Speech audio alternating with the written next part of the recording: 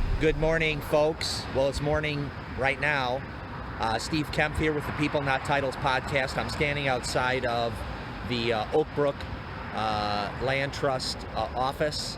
It's the newest office that Land Trust has.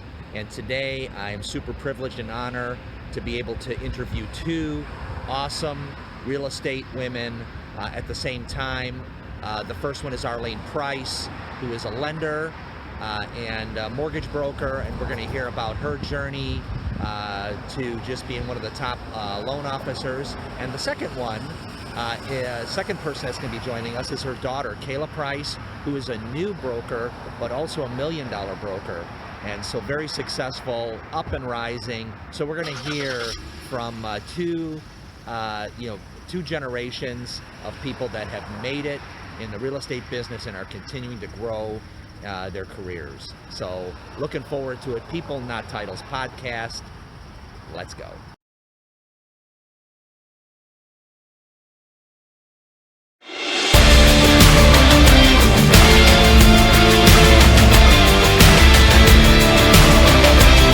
Hello, it's Steve Kemp with the People Not Titles podcast, and I am so happy today to be here with Arlene Pryce and her daughter Kayla Pryce. Welcome to our podcast, ladies. Thank you. So excited to be here. Yes, so Arlene is a mortgage broker with Team USA Mortgage. That's correct, out of Quincy, Illinois. Out of Quincy, Illinois, fantastic. And Kayla Pryce is with Exit Strategy, and they have two offices, one on North Avenue in Carroll Stream. No, it's in the city. Oh, in the city, Yes. Okay, fantastic. And then the other one is in Cottage Grove. Cottage Grove in the city as well. Okay, great. Yeah. So welcome, ladies. I'm so excited to talk to you. First off, Arlene, I didn't tell you this, but what the first seed was planted. We were at the Women's Council WCR event. Yes. And everyone's wearing masks, and it's like coming through this COVID thing, and they're like, okay, we have a couple of speakers coming up, and so your mom gets up there and gives this amazing positive talk. And I said to Carmen, our Land Trust Director of Sales, I said, hey, who is that there? What positive energy is great. And then I saw you walk into the room, and you guys were connecting, and I was like, oh, that's her daughter. She's had an amazing year in real estate. It's basically her first full year, that kind of thing. So it's a pleasure to have you. So that was the beginning of my interest in hearing more about your story. So Okay, I'm excited about it. Thank you. So Arlene, let's talk about you first. I just want to talk a little bit about how you got started in the mortgage business. How I got started is very interesting. Well, first of all, I got started in the mortgage industry in 1999, Okay. a long time ago. But before that, I had 8 years of experience in banking. And in banking, I started off in the mail distribution department, lockbox, which was First Chicago, which is now Chase. And then from there, I went on to Citibank, where I learned how to be a teller supervisor, open new accounts, savings account, checking accounts, and CDs. So you just got your legs in how to deal with the public there. That's correct. Okay. Yep. In a professional banking setting. Professional banking setting, and then I learned how to open equity lines of credit. I'm like, oh, this is interesting. And then from there, I met my really close friend, Stacy, who introduced me to mortgages, and then she decided to train me. So she left the bank and started with her own company in Indiana. And at that time, I was in Roselle, and I actually drove more than an hour a day to go there for training and to get started in the industry. This was in 1999. This is 1999. Okay, and so what was that first year like for you? Was it just grinding, hustling? Grinding, hustling, and very scary. Okay. Very scary because I Full didn't have commission? Full commission. I didn't have a paycheck coming in. Whoa, okay. So how long did it take? take you to start making money? My first deal, it took me actually 3 months to Wow. get my 3 months. And so when I got started from there, and then my first year was, pretty slow because one, you're trying to network, meet with people, learn the programs, the products, just learn the industry.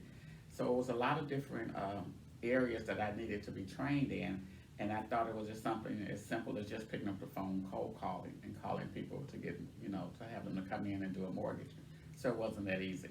And if I recall, in '99, you had Y2K too, right? So everyone thought the water was gonna stop and the world was gonna end, and so they didn't wanna do a mortgage, they were all hiding underneath their beds, until the clock struck midnight, and then they were ready to do business again, so that had a little bit of an impact on, that, didn't it? Absolutely, absolutely. And the interest rates were a lot higher as well. Mm-hmm. So Yeah. what was your first successful year, would you call it, in the mortgage business? When did you know, this is what I'm gonna do, this is, you know, this is gonna be something that I can really excel at? Probably, it might have taken me 3 to 4 years after that Okay. to know that I was. It takes really gonna time, get it. right? Takes a lot of time, yeah. What were the keys? Did you have mentors at that time? I did have a mentor. I would say Catherine Belder was one of my mentors, Jeff Lake Mm-hmm. and John Santorinios, and those are very successful loan officers now. Yeah, there's Yeah. still Jeff Lake. Yeah, you know, legendary. Jeff Lake. Yeah, absolutely, yes. Yeah. So I worked a company with Jeff Lake, and then I asked him, I says, can I just shadow you? And he said, sure, absolutely, come on in. And I'm telling you, I will watch him just working like a doctor in the doctor's office. They would just come in and he would write their loans and things up, and then he'll go next and next. Mm. And so he allowed me to shadow him and train me up on a few things, and I was excited. I was like, yeah, I can do this. So Kayla, you were a young little girl at that I time. was about 6. Okay, do you remember your mom starting? I don't. Okay. I do not. Okay. Not starting. I definitely remember her being in it. Not Okay. starting. So what impressions did you have your first impressions of your mom as a mortgage loan officer? Well, actually, when I was about like 11 or 12 years old, she would always bring me to her home buyer seminars that she would do at different churches around the Chicagoland area. So I would just watch her get up there and talk to everyone about how to buy a home with little to no money down. And then afterwards, I'd pass her flyers around, and I felt important doing that. Wow, that's so great. I'm like, oh, I like this. Mm. But after that, she'd have us do things like do her door hangers, or we'll do parades, so we'll walk around like passing out. So we were great marketing tools for her. That's great. For free. Yeah, for free. So I Yeah. definitely can see like how I can benefit from that now. If I had someone that age, you know, passing around all my door hangers and all that stuff for free, that would be really nice. That'd be you know? nice, right? But yeah, so after seeing her do that, I just thought like she just always been inspirational and someone to look up to. And I actually didn't really have too much interest in the mortgage industry or the real estate industry when I went to college, because I wanted to be a sports reporter. So I went for broadcast journalism and mass communication. Huh. And Why sports? So what? Are you an athlete or? Is I it did just- play basketball in high Okay. school, so I was an athlete. I don't know, I was just always drawn to that. I was always drawn to like the whole reporting thing, Yes. and then just meeting different people, and then Mhm. sports is fun, just the energy, Yeah, and yeah. just like felt like a dream, cool job, something Yes, to do. But yes. getting out of college, I realized that my job offer was in Decatur, Illinois, which is like somewhere super small, and I'm like, well, I can't see myself being here, and it was like just doing the keyboard position, and I know you have to work your way up, but I'm like, I don't want to be here, and then just only doing something that I don't really love. Mm-hmm. So then I went back to being a restaurant server, which is what I did all throughout college, right after high school. And so I've always been used to like the hustle. So with a restaurant server, you don't leave home with a paycheck unless you get your tips, you know. Mhm. So I've always And the tips don't just come. You have to They- you have exactly. service with a smile, right? exactly. And sometimes you can be the best server and still not get a tip. Yeah. So it's just a win-lose, win-win situation. Mm-hmm. But after I did the restaurant serving, I'm like, you know, I just really, I can't do this anymore. And I got pregnant, and I just needed something else to do. So during my pregnancy, I started studying real estate. And my first time around, I did terrible, I would say, because I think it was just the setup that I had. Like, I was taking classes downtown. I lived in Schaumburg, so just getting up at 6 in the morning, driving every day, and then driving back. And I was so tired, I wouldn't really study, and it was accelerated, so everything happened so fast. So then I just kind of gave up, but then I took my classes again with Art Patuzzi at I Love Real Estate School, best instructor I've ever had. And I passed the test on the first time, and I got into real estate, and my life has been the best it's ever been since. So when did you pass your test? Ooh, it was April, I would say like Of 19? 10. Yes. Okay.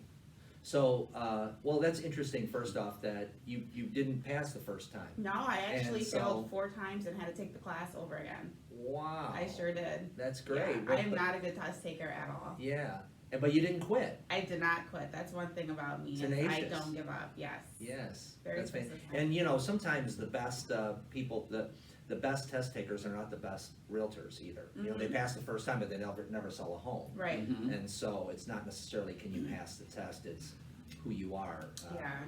as an agent. Yeah. That's interesting. So, and so your first, excuse me, your first year has just finished up. So how did your first year go? What, did you join Exit right away? No. So this is actually my 3rd company. Okay. When I first started, I had my first deal probably within 2 months, thankfully, because my mom's a lender, so she had the client for me. That was just a complete roller coaster. I was like, am I doing everything right? Like, it was just kind of a lot of pressure, and then I just wanted to make sure I was doing the best job that I could. But my client absolutely loves me to this day. We still keep in touch. I just actually dropped a gift off to her a couple of weeks ago. She's awesome, and it's just great developing a relationship with your client that you can just keep forever. So yeah.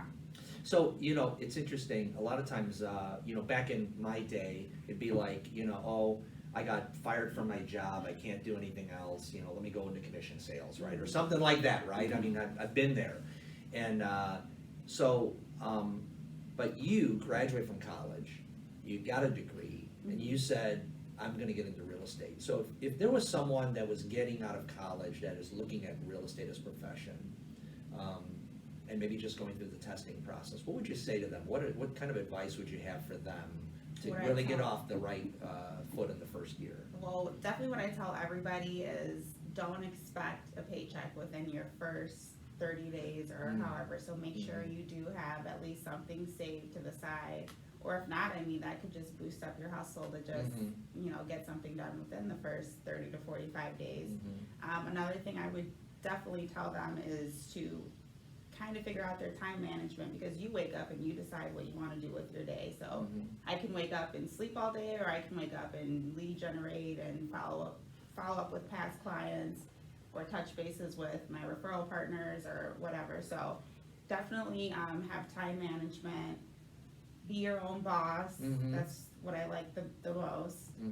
And yeah, it's not going to be easy. It's not a walk in the park, but as long as you don't give up, then you should be where you want to be. Well, so a common theme between you both is that there's going to be a period of time where you're not going to have any income generated, but you can't view that as failure. You just have to view that as starting, right? Absolutely. And so, Arlene, you've been in the business 20 years now, right? Yes. And particularly, I'm impressed with anyone who's been in mortgage lending past 2008. Yeah. Because that was a really tough Really tough period of time. time, So yeah. how did you make it through that period of time?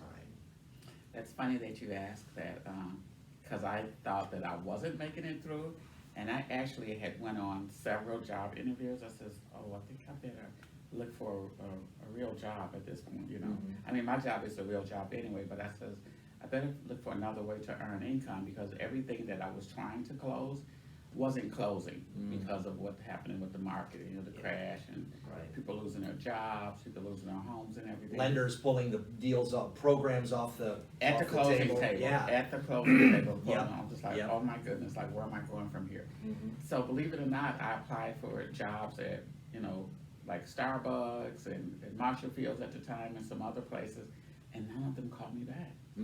None of them called me back. So I know I had a really great resume and everything, but I'm sure that they saw that I was in the mortgage industry for a long period of time, that I was in sales, and they probably thought that this job here, she's not gonna stay here long, or when the market changes, she's gonna eventually go back. Or the fact that I had to be at work. If I went to Starbucks, I would have to be at work at 5 o'clock in the morning. I wasn't used to that.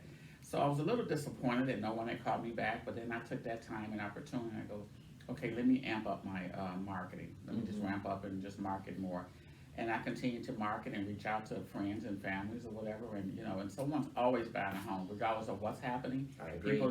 People need to buy food, and they need a place to live. And so I just hammered and got on the pavement and walked and found a client or two. And at that time, because my living expenses wasn't that great, because I didn't go out and buy that huge big old house and boats and everything else. That if I closed 1 or 2 deals a month, that I was doing really well. And that's what I did. So where a lot of people, like in the movie The Big Short, right, where the guy goes to work at IKEA or at the job fair, where a lot of people just kind of ran for cover, you decided to double down. Yes. And invest in activity and do your seed planning, right? Yes. And I love that just about sales. There's only one thing you can control, and it is the seeds you plant for prospecting. And another key thing to the lean time is making sure as a commission salesperson that your expenses are low, right? That your operating expenses are low as possible, especially when you're building or when you're going through that rough time, because you'll be able to survive. And you probably saw people clear out of the industry, right? Yes. And you thrive through it. And I thrive through it, yes. Another thing that I think you had to transition back in that time was you had to go from kind of refi business, right, to really focus on purchase business. So talk about how you develop relationships with brokers, and what is the key to the glue for that? Yeah, and it's funny that you asked that question. That's a great question, because now I would say 99% of my business is purchase, and 99% of my business has been purchased for the last probably 8, 9, 10 years or so. Even though we're going through a pretty big Even though we're going through a refi huge boom right now. refi boom. Yeah. And that's a disadvantage, and that's the shortness, because I'm sure I have a lot of refis that I actually need to reach back out to and then work on. But however, since my focus has been on purchase business, I build a lot of great relationship with brokers.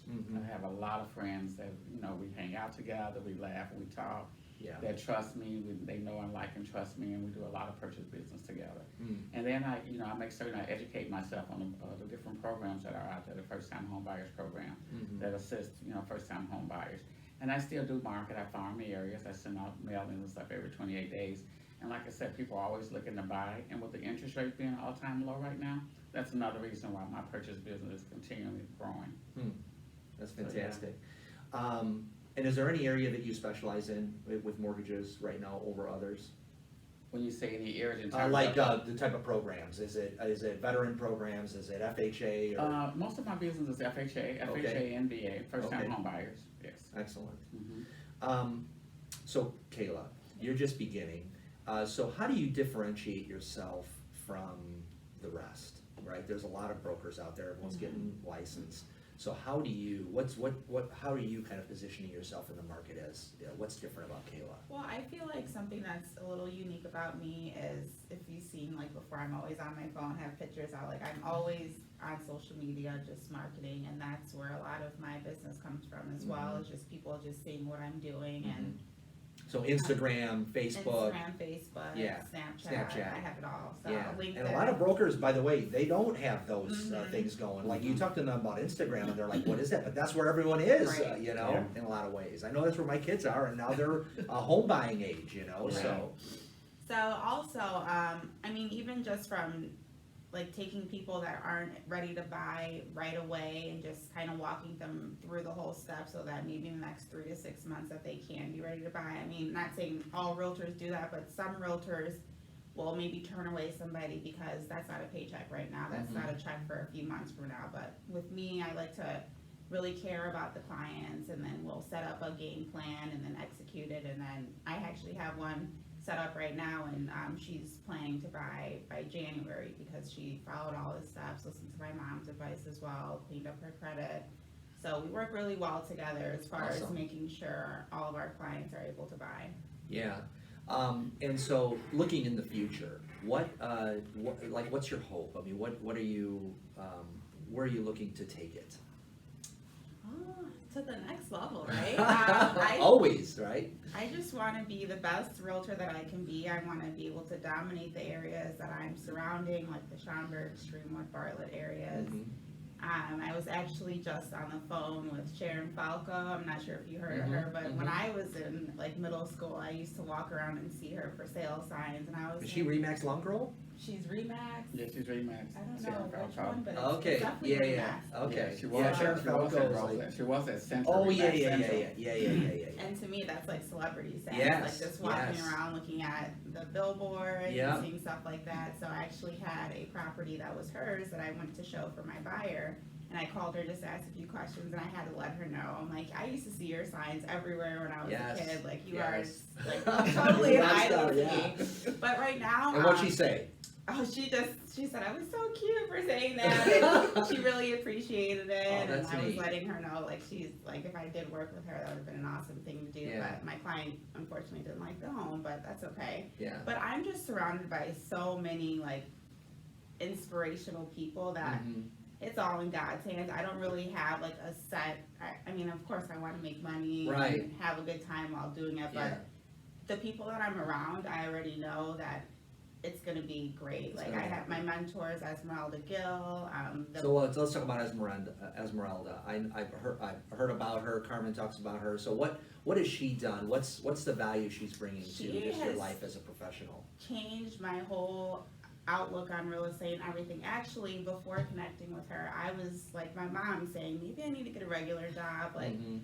this might not be for me. I don't feel like I was at the right places when I first started, and then You doubt yourself a lot in the first Yeah, years, I'm right? I'm very- not good enough. I'm not this. I'm yes, not that. and that's me, and that's why I need her, because she's always telling me like you're doing so well, and she's always there when I need her.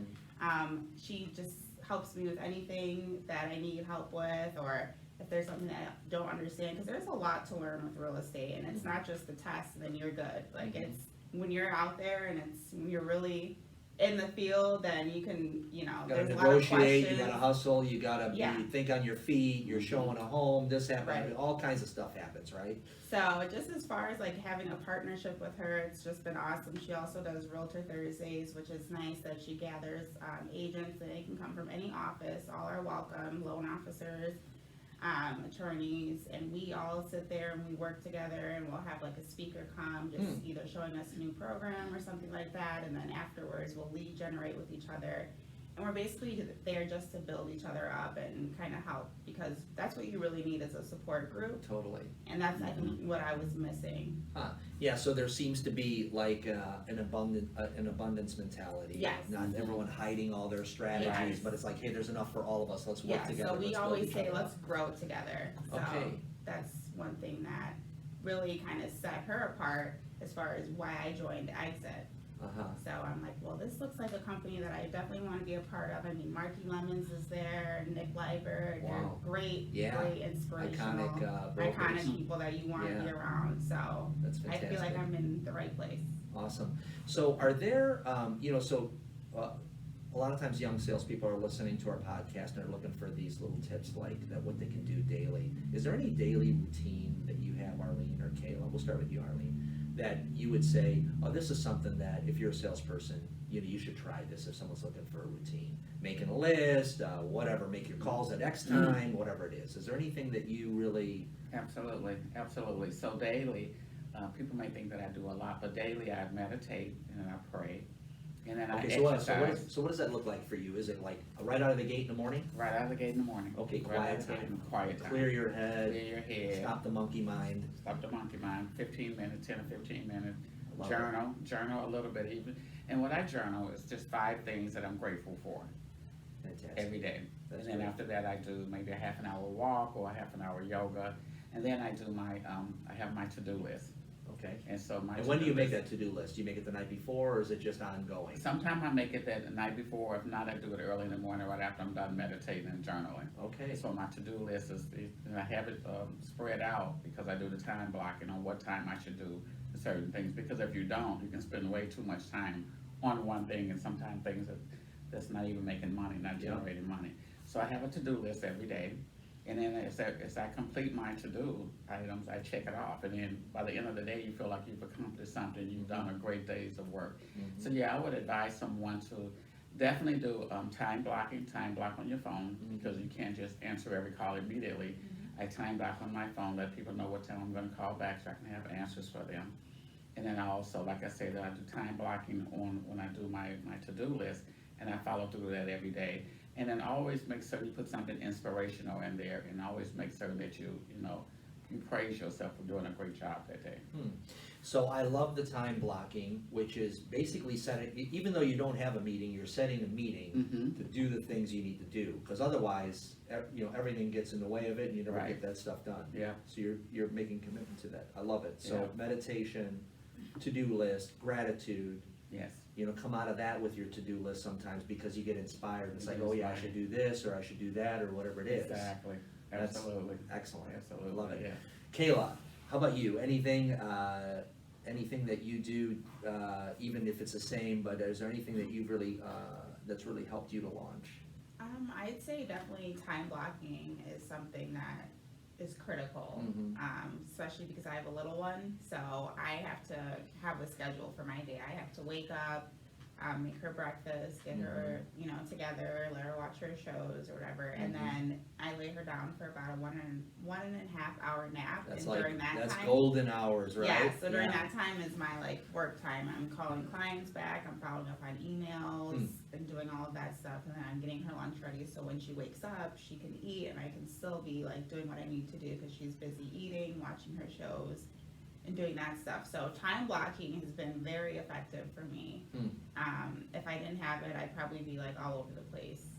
But other than that, I'd say just, I think just time blocking and writing things down because getting so many calls a day, you can forget to do something. So I have a little notebook, it's in my bag. It says very busy. So that's when I'm on the road and somebody calls or a first time buyer calls, I'll just write their information down really quickly, at least so I can have that with me. But always carry a notebook just in case because your phone is always ringing. That's one thing about this business is my phone has not stopped ringing. Wow, which that's is great. a blessing. Yeah. It's a blessing. Busy is a blessing. Yeah, absolutely. I've always said that sales feels like an incredible waste of time, and then all of a sudden you sell something, you're like, oh, Yeah. you know what I mean? It's just like you don't know what's gonna pop. You're just staring at the ground, going, what's gonna come up? Is it the cucumber? Is it the carrot? Is it the pepper? Right. But whatever it is, it starts to come up, and that's an amazing feeling. Yeah. And then as you start to realize what's working and what's not, and where your strengths and gifts are, all of a sudden you know where to focus your energy, and that just all of a sudden you become a sales professional. Yeah. And another thing I just thought of is definitely getting a morning workout and just to clear your head and kind of gives you the energy that you need for the rest of the day because without it I just, sit on the couch and work, but I want to be more active and doing stuff and have more energy even just on the phone. So doing at least a 20-minute or That's great. 30-minute workout. It sounds like you're really holistic about the profession. A lot of people are lopsided. Once they work like they're trying to get it all done, and then they can be the person they want to be after they've achieved their professional goals. But this is about a holistic life of being who you want to be, and that your profession is a part of it. Yeah, Absolutely. That's cool. Absolutely. So Arlene, you mentioned earlier that you've adopted a couple of children. So just tell us what inspired you. You already had some, right? So what inspired you to do that, and what was the impact for you on that? Well, what inspired me is that at the time I was dating their dad from Haiti, and we were dating, and we were planning to get married. We were planning to get married in January of that year, that same year that the earthquake had happened. So no, I wasn't looking to adopt any children. I was actually looking forward to being an empty nester. I went on my first cruise. I had bought me a really nice large home out in Matson, Illinois. And bought me a nice new car, a Volvo SUV. So I was just really ready to just live it up. And then I met their dad, and their dad was really nice, but they were living in Haiti at the time. And then unfortunately, January 10th came and the earthquake happened. And he wasn't able to find them for a couple of weeks. He just didn't know where they were. And when we finally was able to connect with somebody to find out where they were actually sleeping outside under tents. And I said to him, I'll take your kids. I'll adopt your kids. I'll take your kids. And he just started crying and so I didn't think anything about it. I was just like, I have kids. I know how it is to not be able to feed your kids or not be able to hear from them ever them being there and they're sleeping outside. Like there's no way they could just live like that. And before I knew it, I was like, I'll take your kids. And I started the process. And so didn't really know what I was getting into until they actually got here. And then when I had to meet them at the airport, I had to collect coats and stuff. Because they had never seen snow or whatever. And then that's when I realized that we didn't even speak the same language. Like, okay, what did I do? So, okay, I brought a couple of kids over, so let me. And how old were they roll up when my they came sleeve. over? 4 and 11. Wow. Yeah, so they're doing really great now. So they've learned my language, and so now I'm trying to learn theirs, but they've perfected English, my language. And how old are they now? How long ago was that? So Saskia is now 14 and Larissa's 21. They were 4 and 11. Okay, so it was 10 years ago. Mm-hmm. And Kayla, how did that impact you? Well, I was actually away at school Okay. during that time. Did you but- think like your mom was crazy? Yeah, they Yeah. did. They did. All of them. All of them. But you knew she had a big heart, right? Yeah, she's always been like that. I mean, Yeah. even during the holidays, she was Yeah. always inviting refugee families into our home from Wow. church that had been through a God world bless you, disaster Arlene. or That's something amazing. like that. Yeah. So I was always used to her letting somebody come in. But I mean, we're like the best of friends now. It's nice to have two little Wow. sisters. I always wanted to be like the older Yeah. siblings. I always got picked on by my brothers. Yes. I didn't pick on them, of course. Now I'm just like they're somebody they look up to, and it's nice to kind of be an idol Yeah. to somebody. And they Role anything model. I wear, anything how I do my hair, anything. You're oh, That's can I do fantastic. that? So I really just try to be the best that I can for them as well, just Mm. because I know they're always watching. Well, and so we've had exchange students a couple times from China, my wife and I. And there's nothing like inviting someone into your home, but for life, I've never done that. I know the intrusion, helping and giving of yourself is really inconvenient. But some of the greatest treasures are there, I'm sure, for you. Yeah. Yeah. Really great, yeah.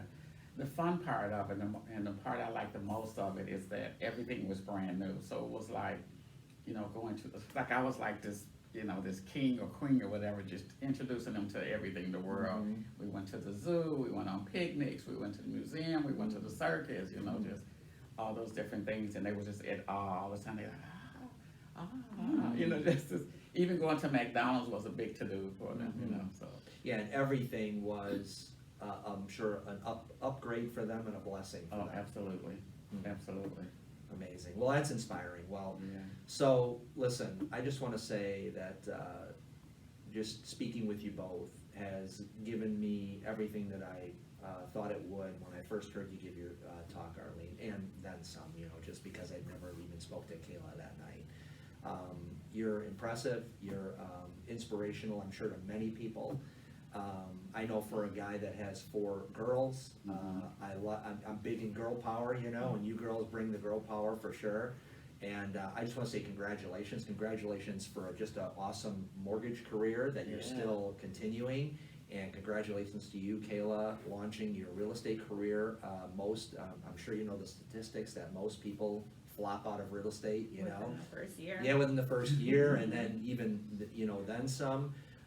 And after not passing the test a bunch of times, still having the grit to go through it, and then to actually sell something is even more, passing the test, right? That's just like, there's no money in that. It's, can you sell something? Can you help a family get into a home? And what an amazing feeling I'm sure that is to help them sell and help them buy, so. Yeah. And now she has That's her my first greatest listing. joy. First listing? Yeah. Yes, Wow. we're actually under contract. I'm a dual agent on it, so closing in a couple weeks. Wow, so. that's fantastic. Yeah, so I know there's I want to say that 1 in 4 agents who actually get a buyer then actually ever get a listing. So 25% of the agents who actually get buyers actually move on to getting a listing, and so that's the ultimate. Yeah, so I was wondering, I'm like, am I only gonna be working with buyers and then Yeah. a listing? Eventually buyers gotta sell, right? Right, So you exactly. start, so anyway, well, congratulations. Thanks for being on our Yeah, thank you. podcast. We're looking forward to just continuing our relationship together with Carmen. I thank Carmen. I know you guys have been friends. You've been friends with Carmen for a while. We thank Carmen, our Director of Sales, for introducing us. So great. She's an inspiration to us both. She is. Love She's her, a powerhouse as She well. is. So Yeah, I love her fantastic. energy and she's fabulous. Yeah, she's great. Thanks, ladies. Thank you. Thank you. Okay. Signing off. Thank you very much. People Not Titles Podcast.